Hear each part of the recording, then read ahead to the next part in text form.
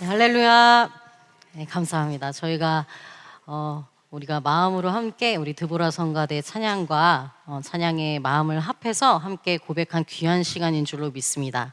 아골 골짜기와 같이 절망과 종말의 순간에도 오늘 제목처럼 민족 말살의 위기 가운데에서도 그 가운데서 우리가 말씀을 붙들고 나아갈 때 오직 소망의 장소로 소망의 꽃이 피우는 하나님의 나라가 임하여 주신다는 것을 믿으시기 바랍니다. 자, 오늘 함께 나누실 근현대사 내용은 민족 말살의 위기 속에 심기운 미랄입니다. 민족 말살의 위기 속에 심기운 미랄. 자, 민족 말살이란 말 그대로 민족이 말살한다는 거죠. 그러니까 사람 개인이 아니라 민족 자체가, 민족이 정체성이나 존재를 사라지게 되는, 그 민족의 정체성이나 존재가 사라지게 하기 위한 그러한 박해, 그러한 과정을 말합니다. 우리나라도 이와 같은 의도로, 민족 말살의 의도로 다스려진 적이 있었죠. 언제일까요? 네, 일제강점기 시대였습니다. 민족 말살 통치가 있었던 일제강점기죠. 지금 보시는 사진은, 지금 함께 보고 있는 사진은 그 일환으로, 민족 말살 통치의 일환으로 남산공원에 건축했던, 일제가 남산공원에 건축했던 조선 신궁입니다. 처음에 신사로 만들어졌지만 이후에 더 격을 높여서, 격상시켜서 신궁이라고 이름을 바꿨죠. 일본 건국신인 아마테라스 오미카미와 메이지 천황을 모신 그러한 신궁입니다. 이렇게 일제에 의해서 민족 말살 통치가 이루어지던 그때 1919년 3월 1일 전국적으로 일어났던 만세운동은 일본 정부를 매우 크게 놀라게 했었죠. 예상보다도 한국인, 조선인의 저항력이 위협적이었던 거예요. 그래서 일제는 통치 방식을 바꾸기로 합니다. 무단 정치였던 통치 방식을 문화적으로 교화하는 문화 정치로 말이죠. 그리고 이런 민족 말살에는 청소년 또 어린이들이 더 효과적이라는 것을 알았습니다. 사진에 보시면 당시 조선 총독이었던 사이토 마코토의 교육 시책의 내용이 함께 있습니다. 첫 번째, 일과 역사, 전통을 알지 못하게 만들어서 그 민족 혼과 민족의 문화를 상실시킨다. 또 조상과 선인들의 무위, 무능, 악행, 부정적인 것을 다 들춰내고 과장해서 교육을 시키면 청소년들이 그 부모랑 조상을 자연스럽게 멸시하게 된다. 또 자국에 이렇게 쌓인 교육으로 인해서 자국의 부정적인 지식을 얻어 실망과 허무감에 빠져 있을 때, 바로 그때 일본의 사적과 일본 인물들, 일본 문화를 소개함으로 이 뿌리를 흔들어서 그곳에 일본이 더 좋다. 이렇기 때문에 이 나라가 홀로는 설 수 없다라고 만들면서 그 가운데 일본의 문화를 자연스럽게 따라가게끔, 믿게끔, 자신이 그걸 믿고 나아가게끔 하는 문화 정치를 시행했던 것이죠. 그러니까 올바른 사상과 이념으로 교육되고 자라나야 할 우리 아이들과 청소년들에게 제대로 땅을, 비옥한 토지를 만들어주지 않고 그 뿌리가 박히지 않게 그 땅을 오염시켜서 자라나게 했었던 것입니다. 그래서 그곳에 풍요롭고 화려하고 또 비옥한 일본 문화로 자신들을 일본 대제국을 숭배하게 만들려는 계획이었던 것이죠. 이처럼 오늘날의 우리도 우리 자녀들도 이 시대를 판단하는 사상과 이념에 가장 영향을 많이 주는 것이 바로 문화입니다. 더욱이 1930년대로부터 약 100년 뒤인 지금 2024년인 현재 우리가 여러 가지를 볼 때 철학과 생물학, 심리학, 사회학, 인지과학 이렇게 학문이 각계 분야별로 아주 급격히 발달이 되고 있죠. 유튜브 등을 통해서 그러한 학문적인 것들도 우리가 국경 없이 아주 여과 없이 접할 수가 있습니다. 너무도 방대한 이런 세계관, 또 사상과 가치관, 행동 양식 등으로 우리가 무엇이 옳고 그른지 판단하기 어려운 혼란의 시대가 바로 오늘날 우리가 살아가고 있는 시대라는 거죠. 아주 당연하게도 이러한 혼란을 틈을 타서 지배하려는 세력에게 아주 좋은 빌미를 제공하고 있습니다. 일제강점기에 우리 한국을 혼란을 틈타서 자신들을 섬기게 했던 일본처럼 오늘날 우리의 혼란을 틈타서 과연 누가 우리를 지배하려고 할까요? 누가 우리를 지배하려고 할까요? 이러한 혼란을 틈타서 바로 어둠의 세력이죠. 사단입니다. 말씀과 반대되는 진리를 거역하는 모든 거짓된 것들이 바로 이 틈을 타서 사람들을 지배하려고 한다는 것이죠. 세상을 지배하려고 한다는 것입니다. 그렇게 오늘날에도 문화와 정책으로 자신을 섬기게 하려 한다는 사실입니다. 그야말로 현대판 민족 말살의 위기인 것이죠. 일제강점기 말기 우리 선조들이 어떤 위협과 또 어떤 계략 속에서 어떻게 살아남았는지를 이 시간 우리가 살펴보면서 이 시대 말씀의 군대로서 우리가 다시 한번 우리의 대열을 정비하며 영적 전쟁에 임하는 우리 모든 말씀의 군대가 다 되시기를 간절히 소원합니다. 첫 번째, 조선사 편수회에 대해서 살펴보도록 하겠습니다. 조선사 편수회. 조선사 편수회는 조선사의 편찬을 목적으로 설립된 조선 총독부의 총독 직할 기관이었습니다. 1922년 조선사 편찬위원회로부터 시작돼서 그 규모를 더욱더 불리고 조직을 체계화하여서 1925년 조선사 편수회로 발족합니다. 그리고 약 10년 뒤인 1938년 37권의 조선사가 편찬됩니다. 우리나라 고대로부터 1894년 고종 때까지의 중요한 역사적 사실을 요약해서 연대순으로 기록한 조선 역사책입니다. 중요한 것은 우리 역사책인데 그 역사관이 철저하게 식민사관대로 편찬된 왜곡된 내용이라는 것입니다. 이 식민사관이 무엇이냐? 일제의 한국 침략과 식민 지배의 학문적 기반을 더욱더 확고히 하기 위해서 조작해낸 역사관이라는 것입니다. 조작해낸. 그 내용은 한민족을 다른 나라의 지배하에 살아온 민족으로 또 스스로 자립할 능력이 없는 정체된 멈춰있는 민족으로 부각시킵니다. 그래서 한국의 근대화를 위해서는 일본의 역할이 필요하다. 바로 침략 미화론의 내용이 아주 깊게 들어가 있는 역사서였던 것이죠. 이 책으로 실제로 당시의 한국인과 일본인들까지도 남녀노소 불문하고 우리나라에 대해 왜곡된 역사관을 세우게 됩니다. 오늘날까지도 그 잔재는 사라지지 않고 있죠. 그 다음에 황국 신민화 정책 살펴보도록 하겠습니다. 황국 신민화 정책. 일제는 1931년으로부터 만주와 중국 본토 등의 대륙을 침략하기 위해서 본격화하기 시작했습니다.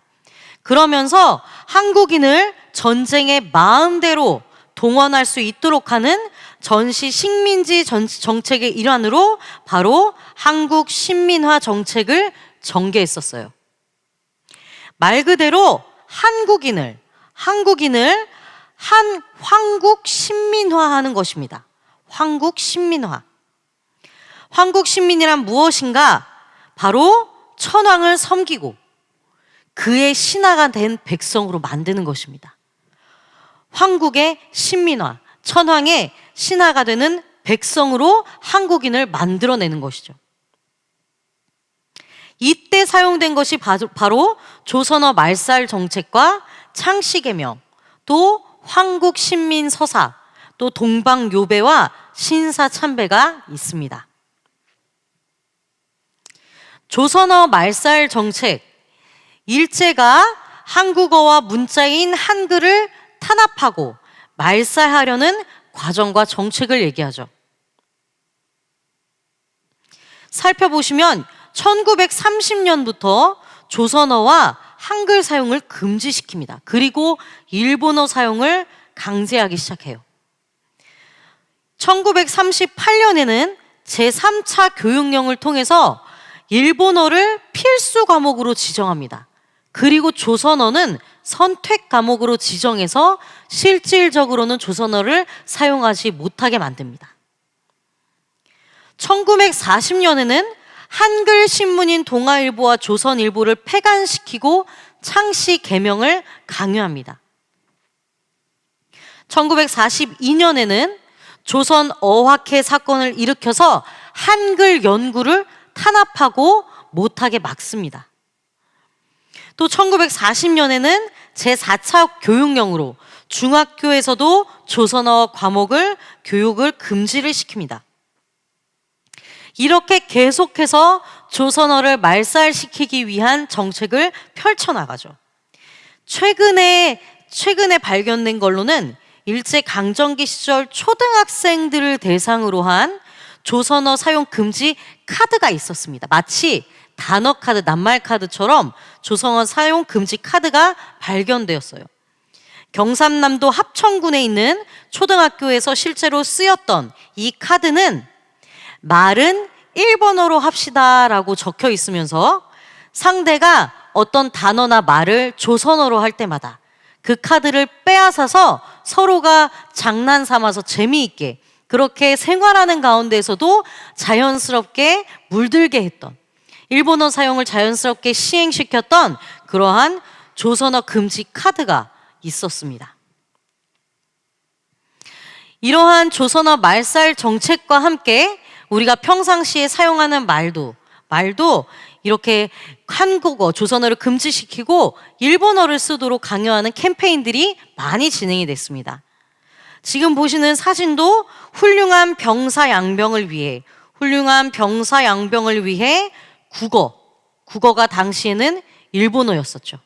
일본어로 생활을 실행합시다 하면서 캠페인지, 광고지를 이와 같이 전국에 붙여두었습니다. 또 같이 움직였던 것이, 전개됐던 것이 바로 창씨개명이었죠. 창씨개명. 조선인에게 일본식으로 성을 만들고 이름을 개명하도록 한 것입니다. 사이토 마코토 이후에 조선의 히틀러라고 하는 미나미 지로가 당시의 조선의 총독이었습니다. 놀라운 것은 처음에 창씨 개명의 희망자 가구 수가 7.6% 정도였다는 거예요. 그러자 조선 총독부는 온갖 협박과 강요로 얼만큼 끌어올릴까요? 79.3%로 창씨 개명의 가구 수를 늘립니다. 당시의 창씨 개명을 공고한 사진입니다. 공고의 사진이에요. 일본어와 한글이 혼용되어 있는 것을 볼 수가 있죠. 이때 그래서 79.3%의 가구 수가 창씨 개명을 할 때 일본 천황에 대한 조롱의 의미를 담아서 이름을 만들기도 하고, 또 욕설의 의미를 담아서 일본어 이름을 만들기도 하고, 산천초목처럼 장난스럽게 그 이름을 만들어서 결국에 이 창씨 개명을 했던 것을 우리가 알 수가 있죠. 또 황국신민화 정책의 일환으로 황국신민서사를 볼 수가 있습니다. 황국신민서사. 여기서 서사란 맹세문을 뜻합니다. 맹세문. 황국 신민으로서 맹세하는 것이죠. 근데 이 맹세문에서 끝나는 게 아니라 이것을 외우도록, 재창하도록 강요시켰다는 것입니다.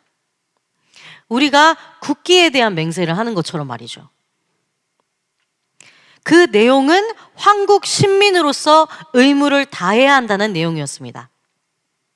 아동용과 일반인용이 있었는데 그 내용의 주된 목적은 첫 번째로 우리는 황국 신민이다. 충성으로서 군국에 보답하련다. 전쟁에 자연스럽게 참여하게 만들려는 내용이었죠. 두 번째로 우리 황국 신민은 서로 신에 협력하여 단결을 공고히 하련다.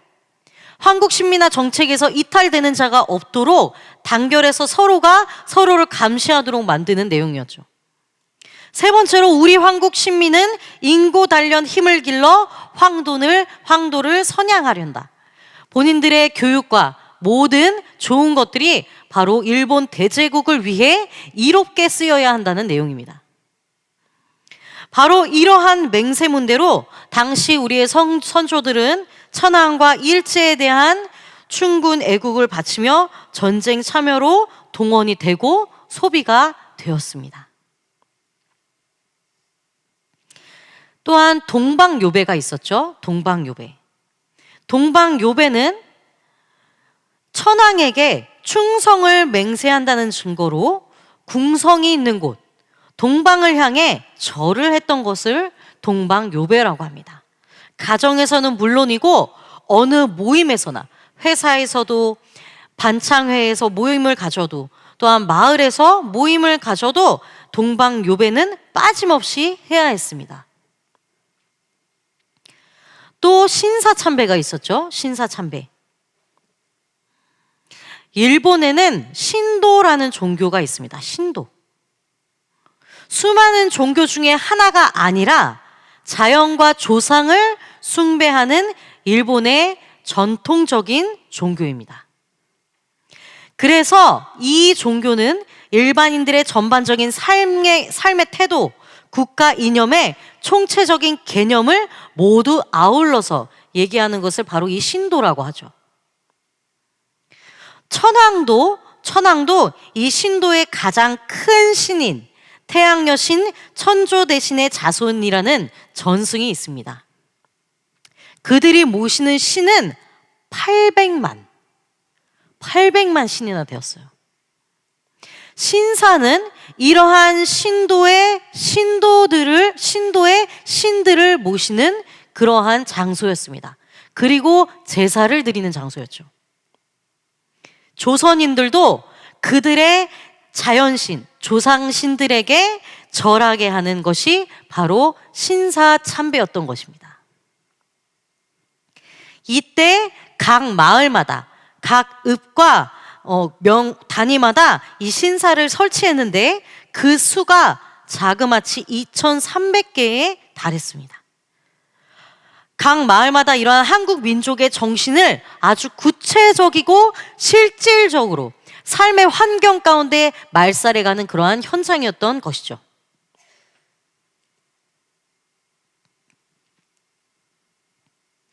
이렇게 황국 신민화 정책으로 사상이 개조되고 있던 우리 선조들은 일제를 위한 전쟁에 집착하는 사람들이 생기거나 일제의 협력자가 생기거나 아주 많은 모습으로 나타나게 됩니다. 심지어 이렇게 사진에 보이는 것처럼 조선인 중에서 자발적으로 일본 제국을 위해서 우리 정신을 총동원해야 된다. 연맹을 만들어서 국민정신총동원 조선연맹, 이런 연맹을 만들어서 동방요배 캠페인을 하기도 합니다. 아침마다 궁성을 요배합시다. 심지어 그 여파는 한국 개신교, 한국 기독교까지 여파를 미치게 되죠. 1938년 9월 9일에 제27회 총회였습니다. 총회장 홍택기 목사를 필두로 총 206명의 총대원들이 무엇을 결의합니까? 신사참배를 신사참배를 결의합니다. 그런데 총회에서 이렇게 신사참배가 결의됐다는 것은 무엇을 의미하느냐? 교회에서 예배드리기 전에 먼저 신도를 향해 절을 한다는 의미예요.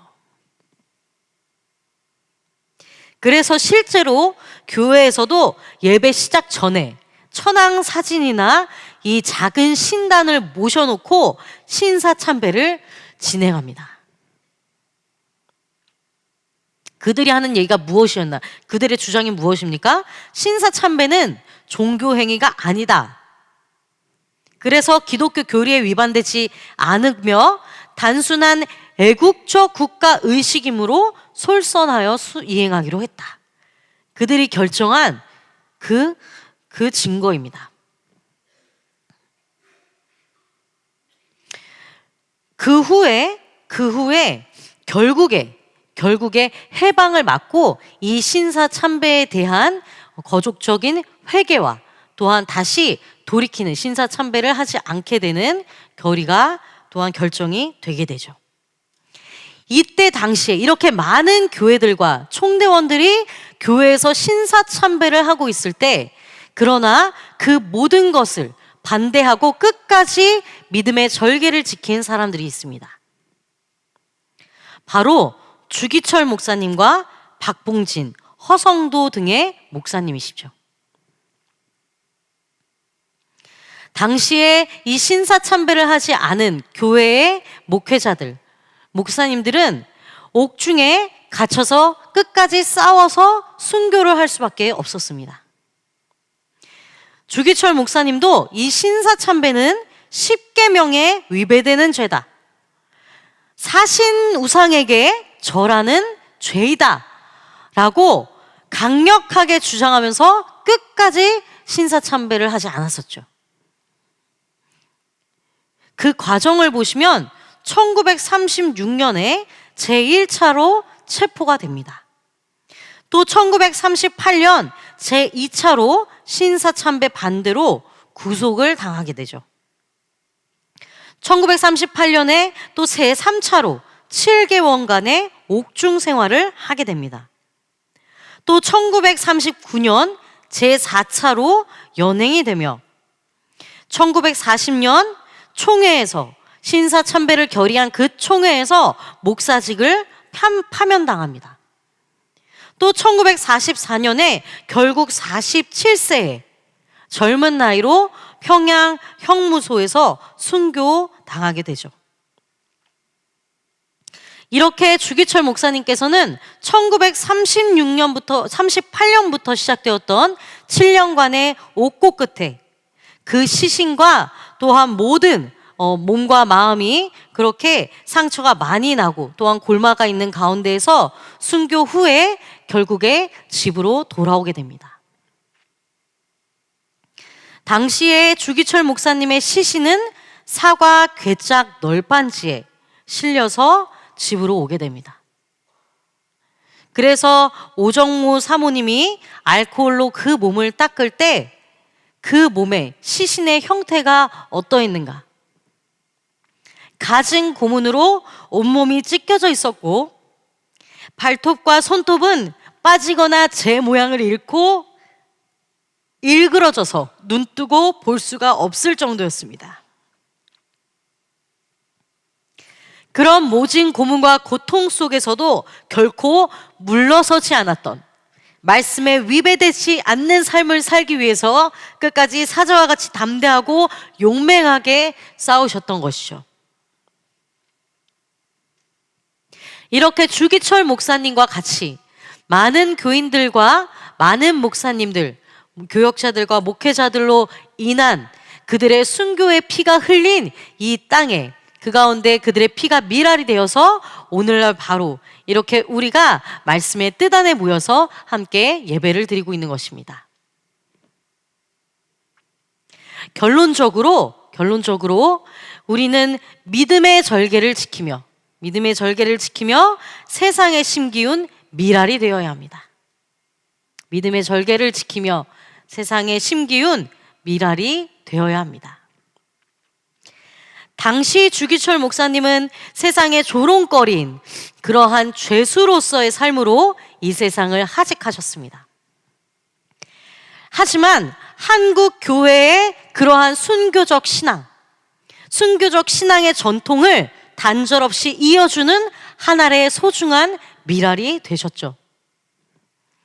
오늘날 우리는 그와 같이 고문을 당하고 피를 흘리는 일은 없습니다. 그러나 하나님의 뜻을 파괴시키려는 어둠이 이 사상과 이념과 정책과 문화 속에 계속해서 우리를 공격하고 있다는 사실을 잊으면 안 된다는 것입니다. 황국 신민화 정책처럼 이 세상을 사단 신민화로 만들려는 그러한 영적 전쟁터에 살아가고 있다는 것이죠. 요새 큰 이슈가 되고 있는 것 중에 하나가 무엇인지 아십니까? 큰 이슈가 되고 기독교계에도 이것으로 인해서 계속해서 분열되고 말씀의 뜻과 그동안 걸어왔던 말씀의 뜻에 반대되는 결정들을 하고 있습니다. 바로 포괄적 차별금지법이죠. 말은 그럴듯하게 인권 보장과 모든 형태의 차별을 금지한다. 선한 의도 같지만 실상은 말씀에 입각한 진리가 세상의 권력과 법적으로 제한되게 만드는 법입니다.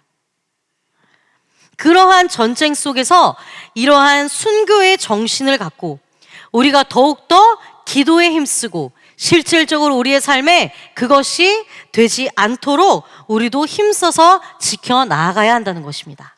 비록 그것이 이 시대 흐름 가운데 조롱의 소리를 들을지라도 사람들은 조롱해도 물러서지 않고 바로 사자와 같이 담대한 말씀의 군대들 모두가 되시는 저와 여러분이 되시기를 간절히 소원합니다. 오늘날 언약 백성으로 부르신 우리에게 이와 같이 말씀합니다. 오늘 본문이죠. 신명기 10장 12절 말씀입니다. 이스라엘아, 내 하나님 여호와께서 내게 요구하는 것이 무엇이냐? 곧 내 하나님 여호와를 경외하여 모든 도를 행하고 그를 사랑하며 마음을 다하고 성품을 다하여 내 하나님 여호와를 섬기는 것입니다. 어떤 상황에도 믿음의 정절을 지키는 거룩한 백성의 모습이죠. 바로 이러한 거룩한 백성의 모습으로 마지막 때를 살아갈 때 우리에게 어떤 영광이 주어집니까? 요한계시록 14장 3절부터 5절 말씀입니다. 보좌와 내생물과 장로들 앞에서 새 노래를 부르니 땅에서 구속함을 얻은 14만 4천인 밖에는 능히 이 노래를 배울 자가 없더라. 이 사람들은 여자로 더불어 더럽히지 아니한 정절이 있는 자, 믿음의 절개를 지킨 자죠. 어린 양이 어디로 인도하든지 따라가는 자며 사람 가운데서 구속을 받아 처음 익은 열매로 사명자의 그러한 임무를 완수하는 자들로 하나님과 어린 양에게 속한 자들이니 그 입에 거짓말이 없고 흠이 없는 자들이라. 바로 인침을 받은 자에 대해서 말씀해 주고 계십니다. 오늘 이렇게 세상의 많은 것들을 통해서 짐승의 표를 세상 가운데 흡별어 두고 있지만 그러나 저희 모두는 날마다 오늘 주신 이러한 말씀처럼 말씀의 권능이 임하여 주심으로 하나님의 인치심을 받아 구속사 성취를 향해 물러서 없이 담대하게 전진하는 모든 말씀의 교회, 모든 말씀의 식구들이 다 될 줄로 믿습니다. 기도드리시겠습니다. 온 우주 만물의 역사를 구속사의 섭리대로 다스리시는 살아계신 하나님 아버지, 2024년 11월 14일 귀한 한 날 마지막 때 다시 한번 우리나라 역사를 돌아보게 하셔서 이 시대의 택하신 민족의 위기를 살펴보게 하시니 진심으로 감사를 드립니다. 먼저 구속사의 일꾼으로 부름받은 우리 모두 나라의 정치와 경제와 사회와 문화와 교육 모든 정세를 꼼꼼히 살펴보며 어둠이 틈타지 않도록 날마다 기도하게 하여 주시옵소서. 또한 위정자와 공직자와 모든 국민들 한 사람이라도 더 말씀의 권능 앞에 무릎을 꿇고 이 나라를 선한 길로 인도하기 위해 힘쓰는 우리나라 대한민국이 되게 하여 주시옵소서.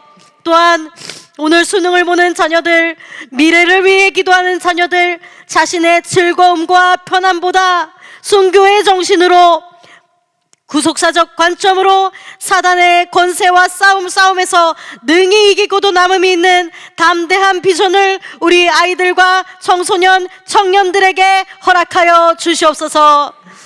왕이신 예수가 좌정하시고 다스려 주시는 말씀의 권능이 펼쳐지게 하여 주시옵소서. 그러한 우리 개인과 가정과 교회와 나라가 그 전쟁 가운데 선봉에 서서 나아가는 말씀의 군대가 다 되게 하여 주심을 믿고 감사를 드리며 이 모든 것 예수 그리스도의 이름으로 간절히 기도드리옵나이다. 아멘.